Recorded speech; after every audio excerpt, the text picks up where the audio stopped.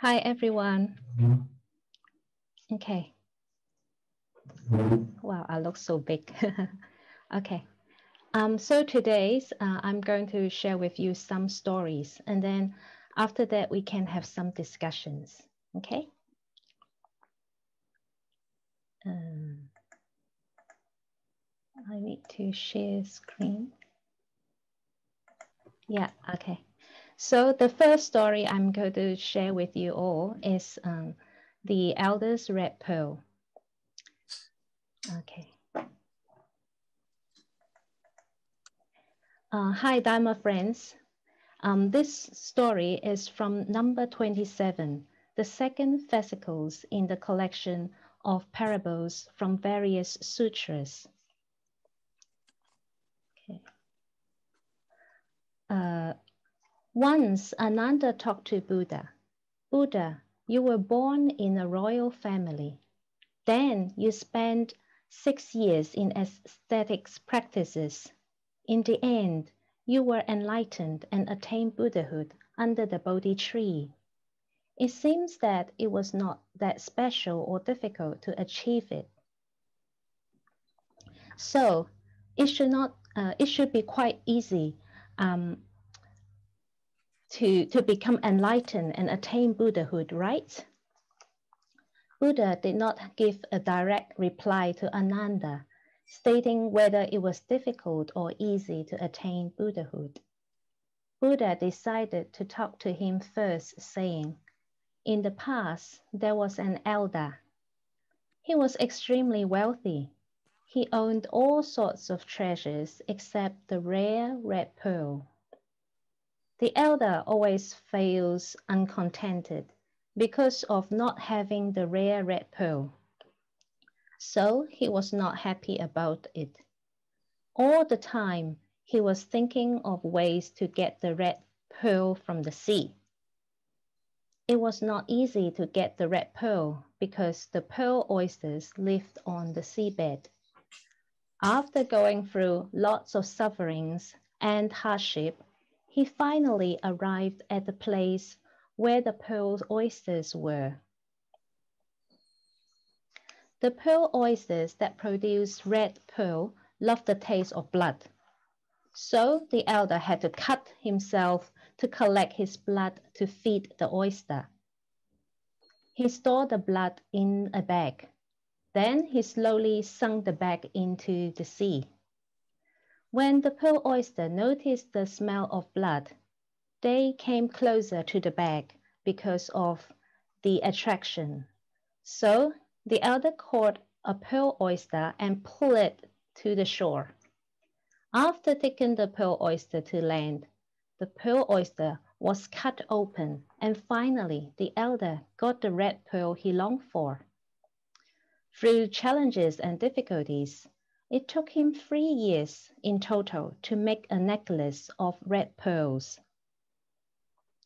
When he returned to the shore with his collection of pearls for the necklace, his companion saw the treasures he got.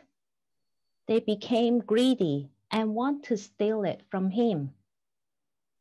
In pretense, they follow the elder to go to get water.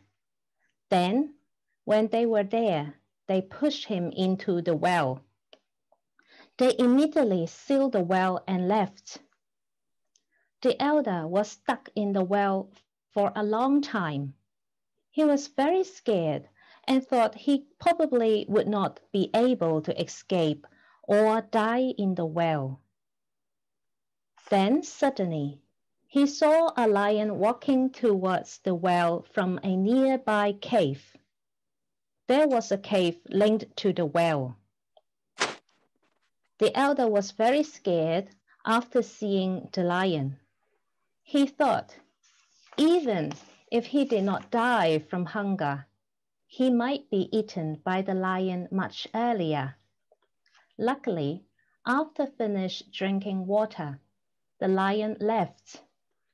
In order to escape, the elder followed the lion and found the secret exit from the well. Finally, he was able to get out of that place safely. After that, he went to his companion's house and said to them, "You tried to kill me for my pearl necklace. You not only took my pearl necklace, but you also want to take my life. However, no one else knows about this matter. If you return the red pearl necklace to me, I will forgive you and won't mention it to anyone." His friends felt ashamed and afraid. They returned the necklace to the elder. The elder then brought it home. After some time, his two children were playing with the red pearls at home. They were discussing, "Where are these red pearls from?" One of the children said, "They must have grown from the pockets of my clothes." Another child said, "No, no, it must have grown in the water pot at our house." Their father saw his children and heard what they have said. He laughed bitterly. His wife asked him, "What are you laughing at?" The elder said, "The children did not know I have gone through so much trouble to get those red pearls. First, I had to physically wound myself to get blood for catching the pearl oyster. After getting the oyster, I got to cut it open and get the red pearl. I worked so hard for the past 3 years to get enough pearls for one necklace. It was not easy at all. When I completed my task and wanted to bring the pearl necklace home, I was nearly murdered because my companions wanted to steal my treasures. My children had no idea about these causes and effects. They just thought they were from the pockets and water pot." Buddha told Ananda, "Look at my life. It looks like as if I only take 6 years to attain Buddhahood, but you do not know how long it took me to practice. I practiced diligently for uncountable eons. I practiced gradually and ceaselessly through different kinds of levels of hardship until I fully obtained perfection in merit. After that, I was enlightened and attained Buddhahood. It was not at all easy. Ananda, don't make the same mistakes like the children in the story. They believed the pearls were born from the pockets of the clothes or from water pot. It takes a long time to accumulate sufficient merits or accomplish perfection in different practices before attaining Buddhahood. With these merits and virtues, we can accomplish what we want. We could not attain Buddhahood for only dealing with just one thing, completing one action, or have it done within one's life.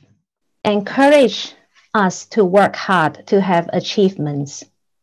Do not just look at someone's achievement on the surface. Deep down, it may be the result of a lot of unseen hard works and efforts.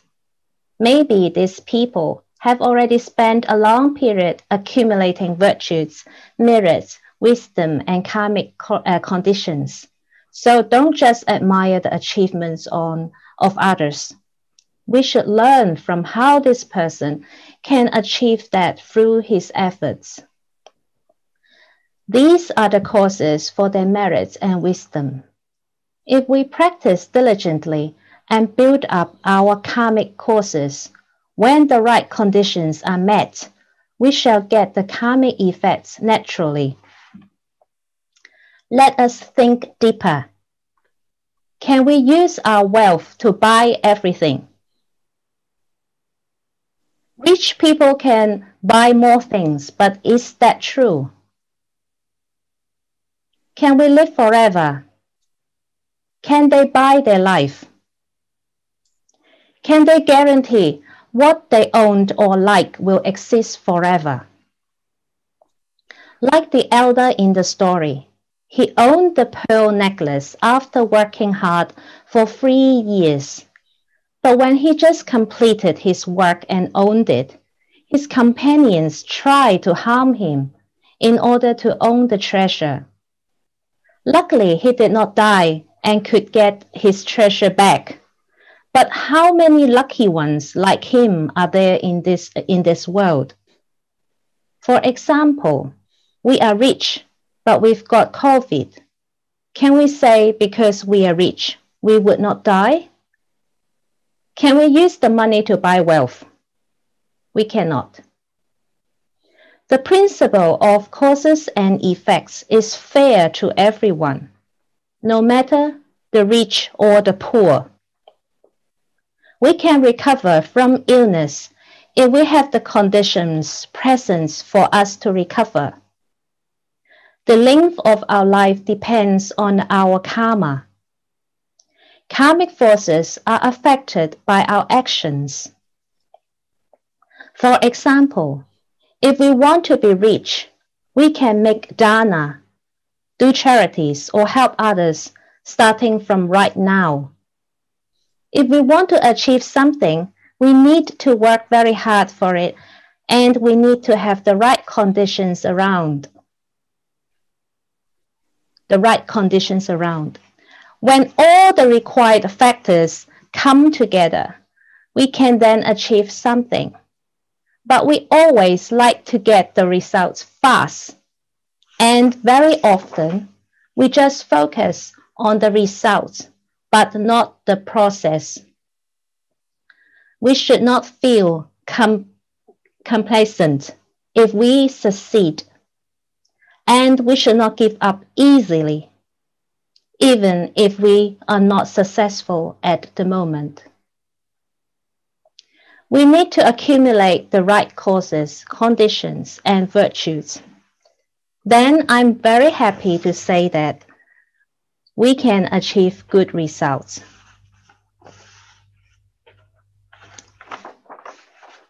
Which is the proper way to practice Dharma? Be a hermit in the mountain, do meditations, reciting the sutra, chanting mantra, saying the name of the Buddha. The above are all ways to do it, but the real practice starts from our mind and realize it in our daily life. Do you often observe your own behavior? Have you made mistakes through your actions, words, or thoughts? We have to correct our wrongdoings, which we have neglected to notice. We are usually busy doing something, working, enjoying, and thinking. We have moods and feelings whenever our mind meets external stimuli. But we do not have time to spot our problems.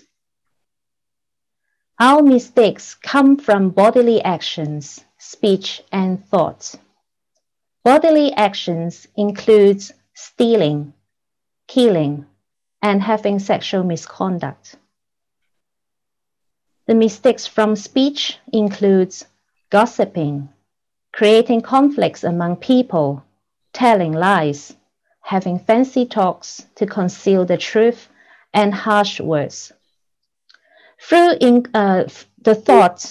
mistakes from the thoughts includes being greedy, selfish, jealous, arrogant, and having hatred. We make mistakes, but usually we do not know it. We think that we are right without having any wrong deeds. The practice is to look back and think, change our bad habits, and to get rid of those mistakes we easily made in our daily life. We should make up our mind to correct any mistakes we have made. We should not hide them.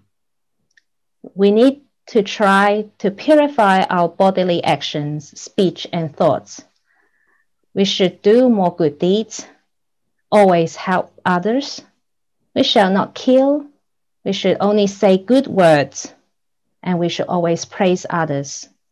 We should persuade others to do good deeds, and we should not gossip about others. We should benefit others. We should care. We should be caring, considerate, modest, merciful, and compassionate. Very often, we don't see our own problems, as I just mentioned. This is a way to improve it. Try it and see if it works for you. Please give me some feedback on this. Keep a diary or before you going to bed. Just note down some significant events of the day. You don't need to judge if anything is right or wrong at that moment. Anyway, when you are noting it down, there is an interaction of ideas going on in your head. If you find something good in others, note it down. You can learn and use it. If anyone upsets you, note it down. Anyone or any environment makes you unhappy, note it down as well. Who is treating you unfairly? Did you have conflicts with him or her? Is that our own fault? Is there a way to improve the situation? Think. Nothing is permanent. Don't label someone as your enemy. Maybe the situation will be changed the next day, and he or she will treat you well. So why be angry and upset? Everyone has afflictions.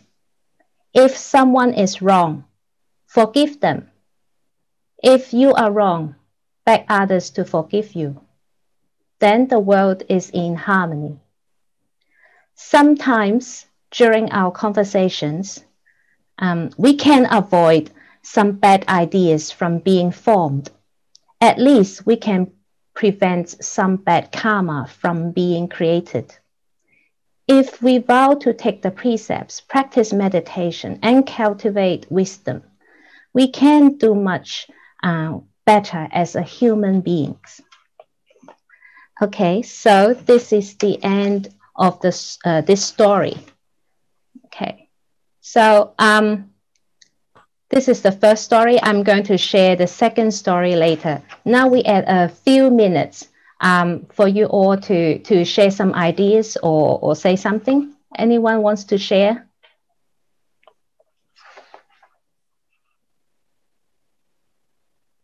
Okay.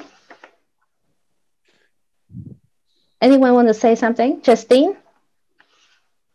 I think that no matter what walk of life you're in, you're always going to make mistakes because we're human. I mean, we can't. Yes. It's a lot to do. Well, we do it one at a time. Yeah. Yeah, because we're human. We are not a sage or an enlightened being. So making mistakes is very normal. But, you know, each time you make a mistake, you notice and you reflect. The important thing is that you notice you make a mistake and then you have the chance to correct it. A lot of people, they don't even know they make a mistake. So we are different. At least we know the method. We will make the same mistakes always, again and again, because it's our bad habits. But we notice through some times, we need to build up our skills to have that reflection on what we did in our daily lives. It is very important. Yes.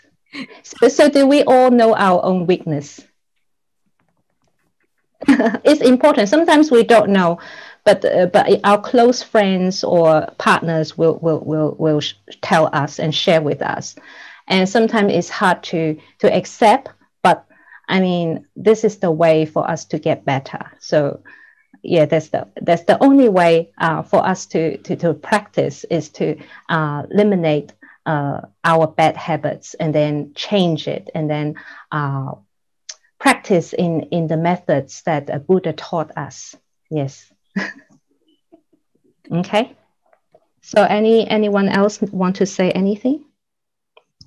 Okay, I'll start the next story then. Hold on. Is there have a PPT? Oh my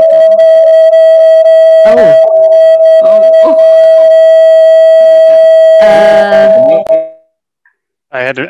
I just muted a couple people. Sorry, that was the feedback. Yeah.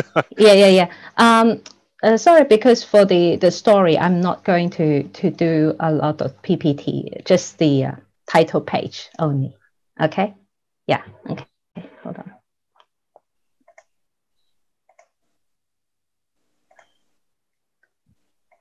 Hold on. Oops.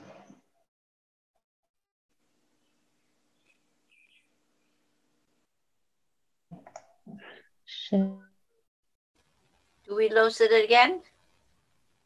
I think maybe we lost her, or she was trying to share something and then it slowed down a lot. She's standing. I mean, she's frozen. Yeah. Yeah, frozen there. Signal not too good, huh? Too far away. See my screen? Yeah, it froze for a second. That's all. Yeah, that's good now. Now it's okay. No, okay. The screen is frozen, Venerable. Oh, just lost her.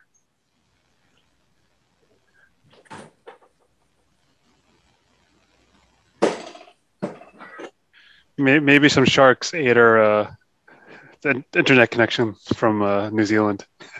Yeah. It's an underwater cable.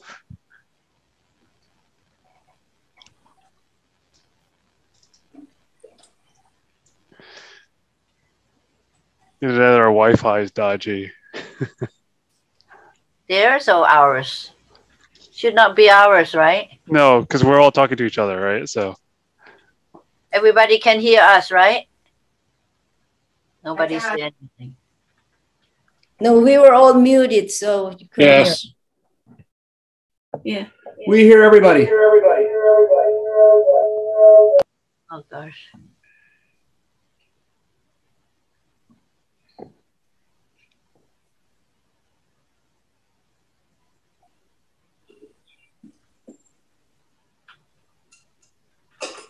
Okay, can you see my screen now?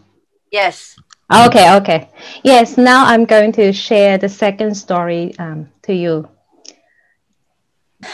This story is on the sacrifice of a Rebbe king to a Brahmin.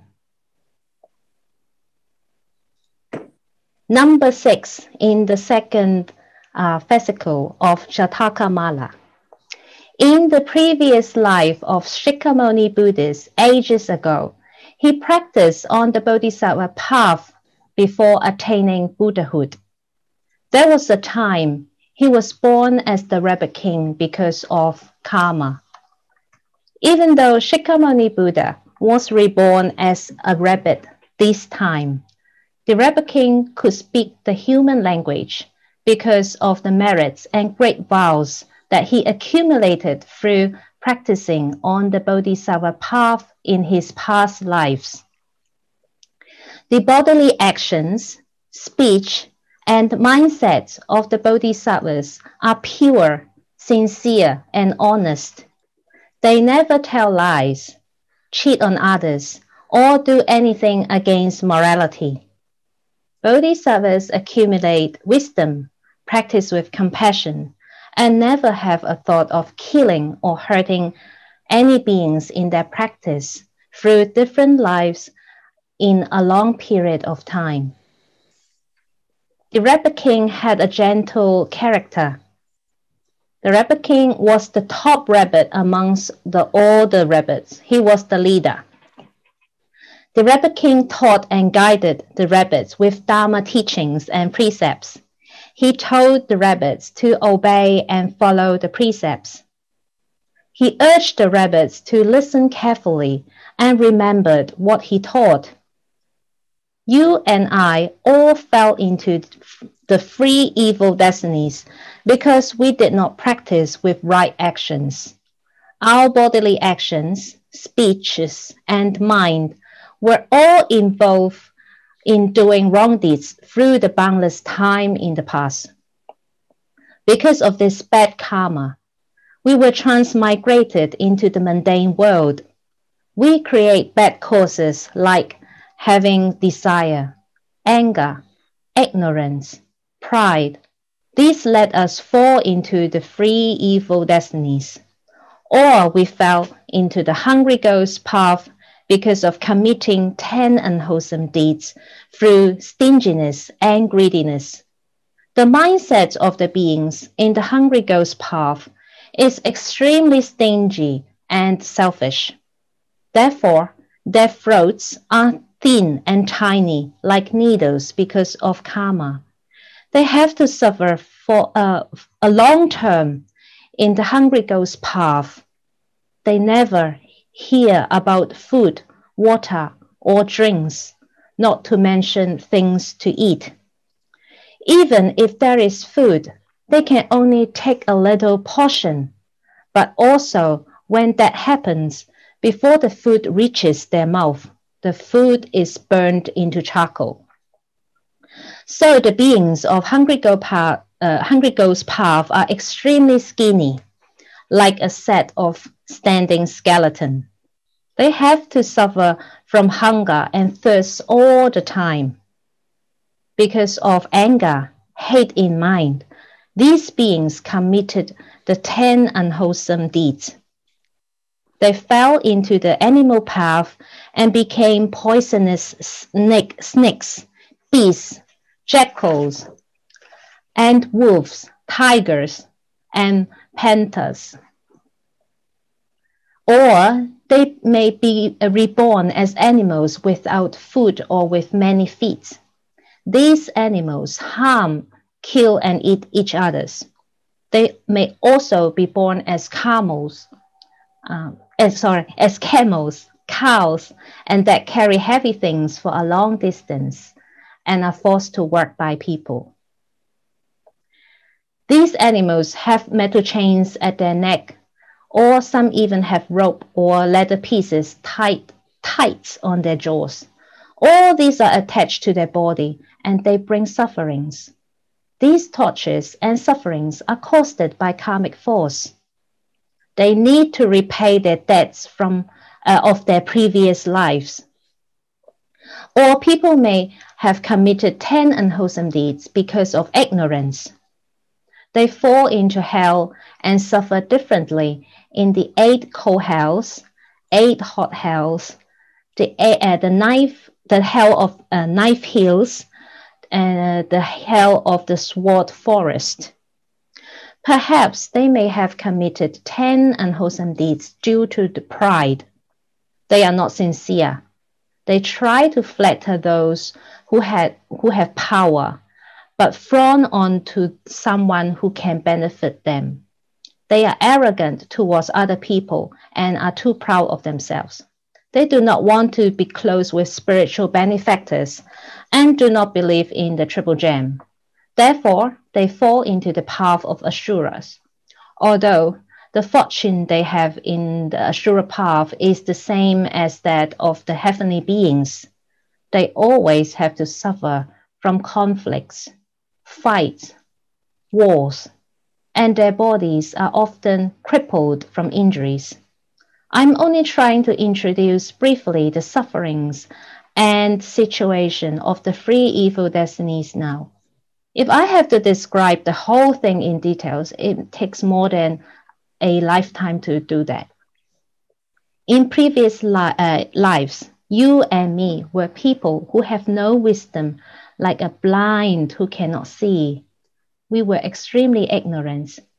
This was the reason why we may become an animal, like being reborn as rabbits. Rabbits will suffer if there is no grass, water, and so we shall often suffer from hunger.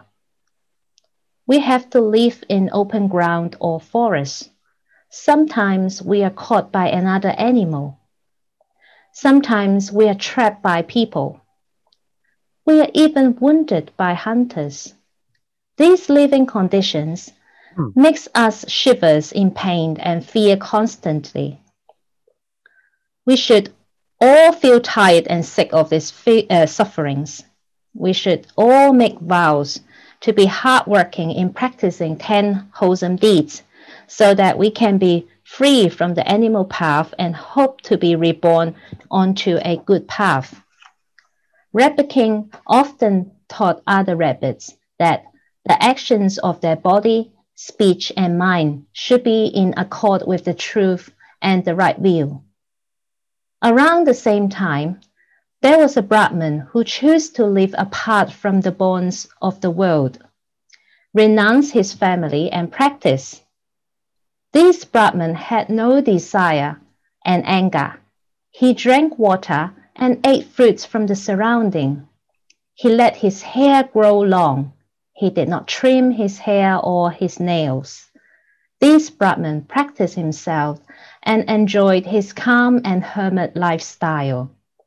One day, he suddenly heard someone teaching in the forest. Actually, it was the Rabbit King teaching the rabbits.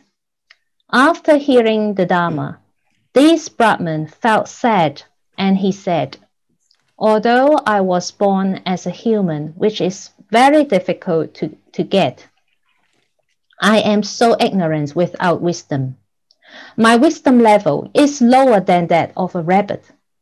This rabbit can fully understand Dharma and can deliver the correct teachings to help others to become awake. This rabbit must be a noble one, a sage, or a king in the heaven." After I heard the teachings of the rabbits today, both my body and mind feel easy and calm, and that remove all the afflictions in my mind. The rabbit has a compassionate heart.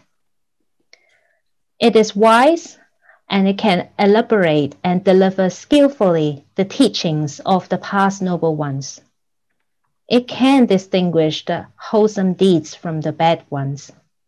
He also understands the principles of the causes and effects very well. From the day I stay in this valley, I lead a simple life. I use leaves and other things I found in the nature as clothing to cover my body. I ate herbs and vegetables in the forest. I worked diligently, hoping to find a way to get out of the mundane world. But sadly, I have not yet met any wise teachers or spiritual benefactors that can guide me and give advice on that. Today, I finally met a great teacher and learned from him. This makes me extremely happy. This Brahmin then stood up and palmed his hand together. He went calmly to the rabbit and said, "The superior one, you transformed yourself into this form to teach sentient beings Dharma. You are a real master of practice of Dharma. You have fully understood the treasures in true Dharma. I hope that you can teach me the ultimate methods of practice that can lead us out of the mundane world." I followed and practiced the Brahma religion for a long time. I already have experienced all sorts of suffering through meaningless practices, which did not help me to attain enlightenment. I am as stupid as a person who tries to light a fire in a snowing, icy environment.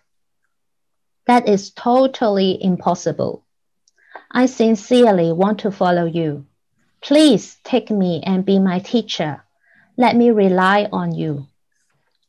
The Rabbit King replied, "Brahman, the Dharma teaching that I give can overcome all kinds of suffering, and it can solve your problem and help you accord to your level and needs. You can ask me as many questions as you want. I shall teach you everything that I know. I will not keep anything to myself. I have already got rid of all bad habits like greed and stinginess. To benefit other sentient beings, I am happy to be reborn and die again and again. In order to enlighten the rabbits, I chose to born as a rabbit, to teach and help other rabbits. Hearing what the Rabbit King said, the Brahman's heart was filled with joy that he had never experienced such happiness before. Wise one, I am so happy to have the privilege to learn directly from you. I hope, Master, that you would not mind teaching me, letting me learn from you. I practice in the forest, working hard and practicing myself. I only eat grass, vegetables, and I drink rainwater and water from a stream. That is not much different from the life of a wild rabbit. Humans at our time were mostly doing unwholesome deeds. They do not believe in Dharma and the right view. Evil cults were popular.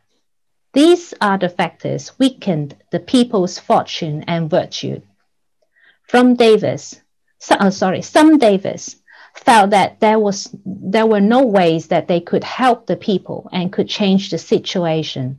So they left the areas they had duty to guard and protect, and they went somewhere else.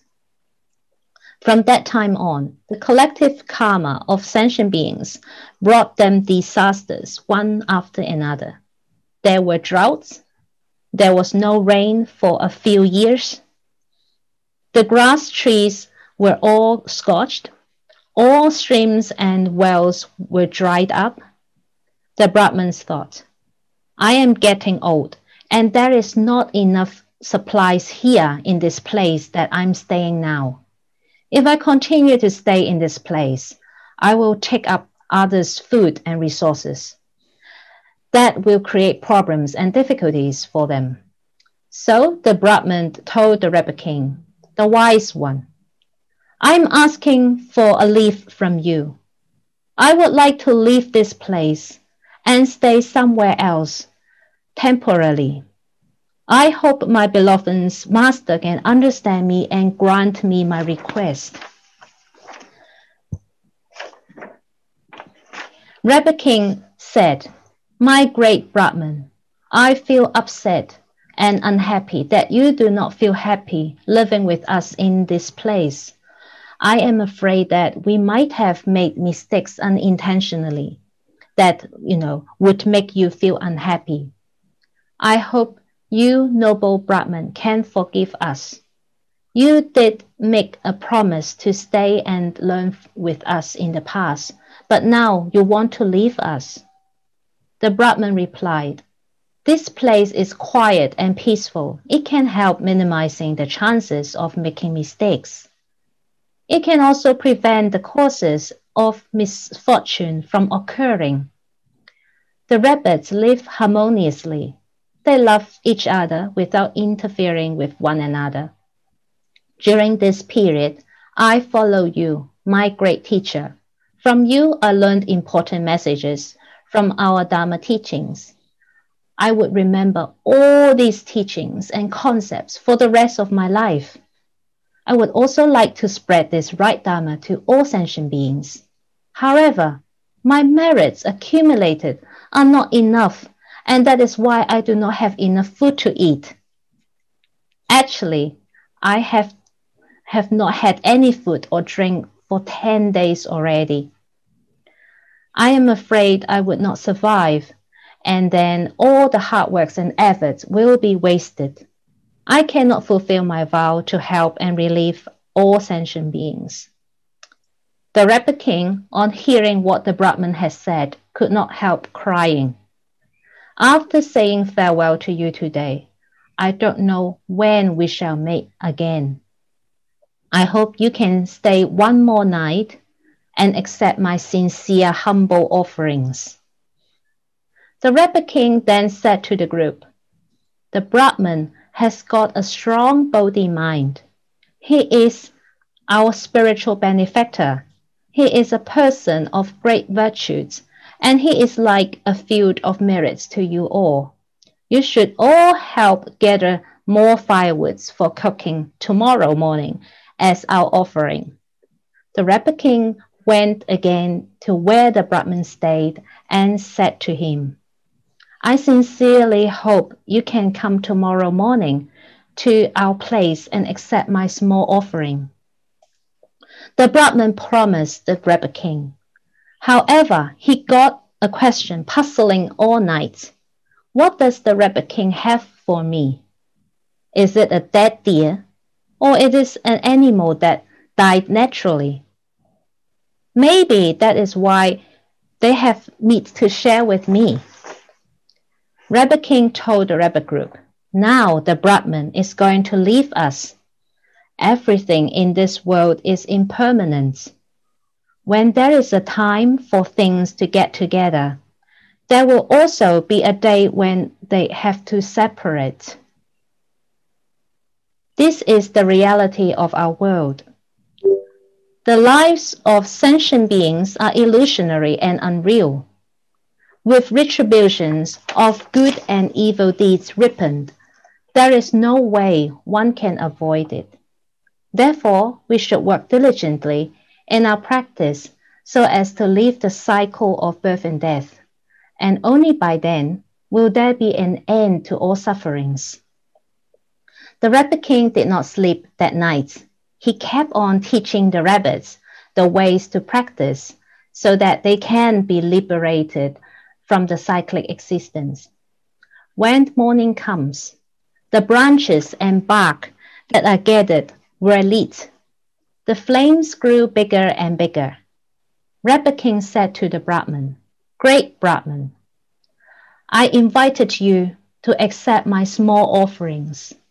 Now everything is ready. I hope Brahman would not mind eating what I offer. Wise people should not keep assets and resources to themselves. They should help others and give to charities when the appropriate opportunity comes. The benefactors will get comfort from us. I am poor and do not have anything to give and offer. I would rather offer my life to support those who can continue to work hard and attain the ultimate awakening someday. Wise Brahman, please accept my sincere offering. After the Rebbe king had completed announcing his wish, he jumped into the big fire. When the Brahman saw this, he tried to rescue the Rebbe king immediately by pulling it out, but flesh is not as strong as fire. The body of the Rebbe king was quickly burned, holding the body of the deceased Rebbe king. The Brahman was extremely sad and could not help crying, saying, Oh, that is too much to bear, great noble master. Why did you come and leave us for such a short time? You come to help and save other sentient beings, and now you even sacrifice your own life for them. I now do a full prostration to you, my great master, and I vow to take refuge in you. In my future lives, I wish I could always be your student.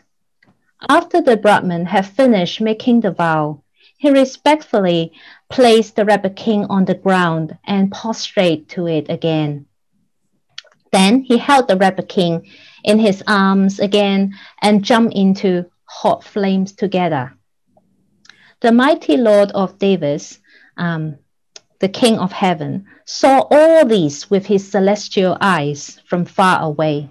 He immediately used different kinds of jewels and treasures to build stupas as an offering to the Rebbe king and the Brahman.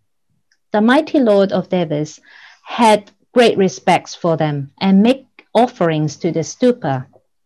Buddha told the monks, the Brahman in the story is the previous life of Maitreya Bodhisattva, and the Rebbe king is me in my previous life long time ago. Okay.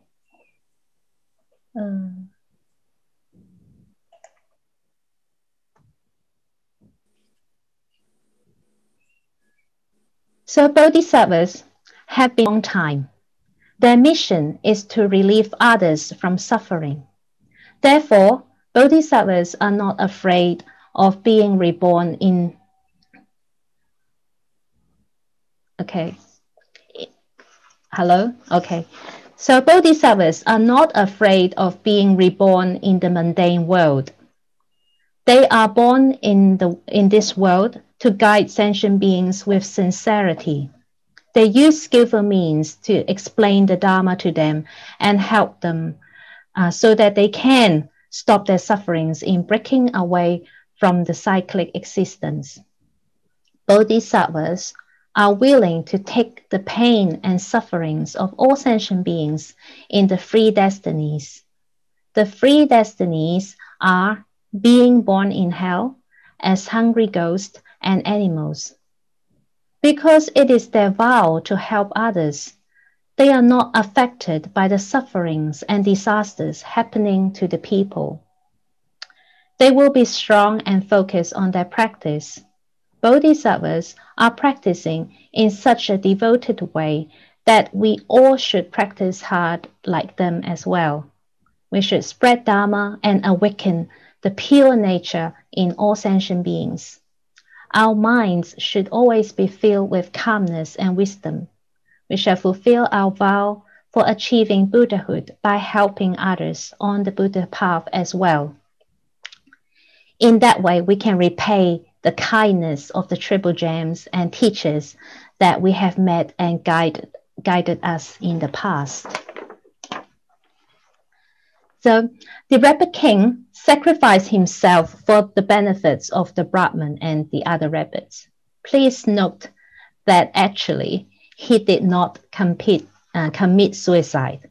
He is just doing something a bodhisattva should do. Killing oneself is the last resort for an ordinary person because they cannot think of a solution to their problems or pain, and they are in despair. Because the pain is so intense that they cannot think clearly. They do not know how to help themselves out. They do not know that the situation they are in today was actually created by themselves in the past. Therefore, they have to suffer from that. They think like ordinary people. The pain and consequences will be ended after one's death. This is wrong, because one needs to be in the cycle of birth and death when he or she dies. They bring with them those pains and bitterness to the next life. Therefore, if they kill themselves, they need to bear the consequences of killing because of karma. They will be reborn in the three evil destinies, suffering for a long period of time. The Rabbit King wishes to feed Brahman and help the rabbits all on his own. No one asked the Rabbit King to do so. This spirit is similar to that of those people offering themselves to Buddha and some others offering themselves for Dharma. People will die without food. If the Brahman needs to leave the quiet place for food, the Rabbit King is afraid that he cannot continue his good practice in the noisy cities. He saw that the Brahman is a real practitioner whose practice cannot be suspended. His success would be faster and easier to attain by continuing to practice in the forest. A bodhisattva vows to benefit people in many lives without feeling regret. He will not, the bodhisattva, he or she will not see it as painful. The bodhisattvas spend the whole life practicing the 6 paramitas. The 6 paramitas are generosity, morality, patience, diligence, concentration, and wisdom. Because bodhisattva has made a vow, it needs to be practiced and executed out, not only in words. They will help those in need. Different from ordinary people who will hide when they face danger. They will come out to offer help. For example, when someone is distributing free samples, say like tissue paper or free chocolate or free ice cream in the streets, a lot of people will rush to get some. Also, when they meet a sea disaster and need to be evacuated from a ship, everyone try to get on the lifeboat first. These are the behaviors of ordinary people. Another example is that when we entering a lift or elevator, we are the first to get in. Then there comes many people. The overweight alarm sounds. The people look at one another, but no one takes the initiative to get out. Of course, someone will have to get out eventually. Otherwise, the lift simply cannot move. Will you be the one to get out? Then take the hospital as the next example. The doctors, nurses, and other supporting staff are working hard day and night to help people. This is particularly hard to do during the COVID pandemic. Of course, they can resign from their job if they want to. Remember, some of them cannot even go home after their duties, afraid of spreading the disease out to their family members. So they are risking their own lives to help the sick.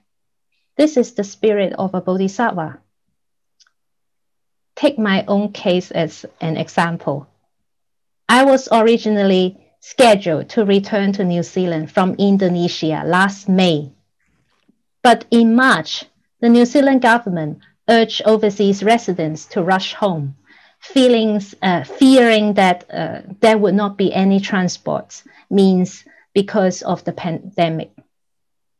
But because there was still works in the temple needed to be completed, I decide not to fly home yet. So I stay behind, working and providing services to families which had deceased members.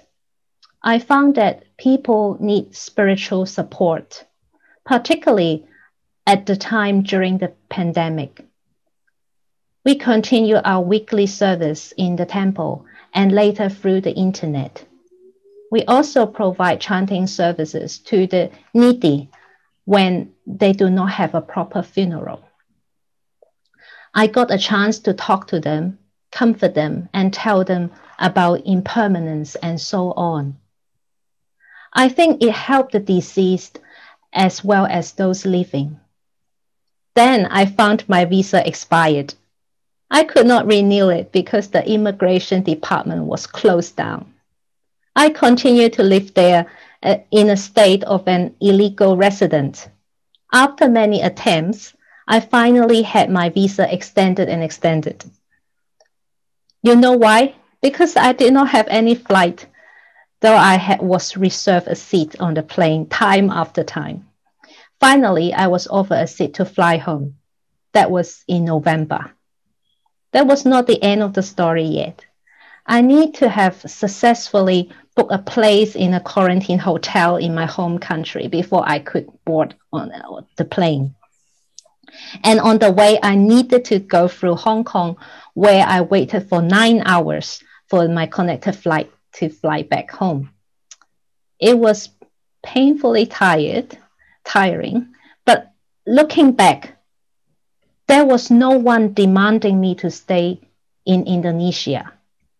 I chose it myself, hoping that I could provide help of any kind to the place and the people. It just happened to be a chance for me to do something to help the people in Jakarta. The success of bodhisattvas depends on the support of ordinary people. The merits are accumulated from helping the people. They carry on with their works non-stop life after life. Through their works, they experience the real hardship and misery of the people. Being compassionate and helpful while helping others, they see more clearly the reality, the notion of selflessness and impermanence. Practicing Dharma, the Bodhisattva understand it more, and their minds and deeds become more purified. Finally, they know that they are not living for their own benefits. Okay, so that's all for for my sharings. Anyone want to share anything? Do you guys live okay these days? Yes. At your place, safe? I'm safe We now. are very safe here. Okay. I'm Okay. safe now, but it's really, I still feel as though there are a lot of people who are old who are suffering and dying just because of the after effects of the pandemic. Yeah. But it also linked to their karma, I think. Well, I mean, we can only live so long. Yeah. Well, it's just really sad. It's getting worse again. No. Yeah. So everyone had their injection done. Yes. Yes. I haven't had mine because my governments haven't offered to us the young and the healthy one yet. They let the older one have it first. Oh. Yeah. So I mean, did you guys continue with your practice during this time, during the pandemic? Yes. Yes. The Dharma discussions still continue. Yes. Oh, that's good. That's good. Yeah. We're doing Okay. continuously. Thank you for your time. Okay. Thank you. Sorry, I Okay. was late, and see you tomorrow. Right. Okay. Thank you, everyone.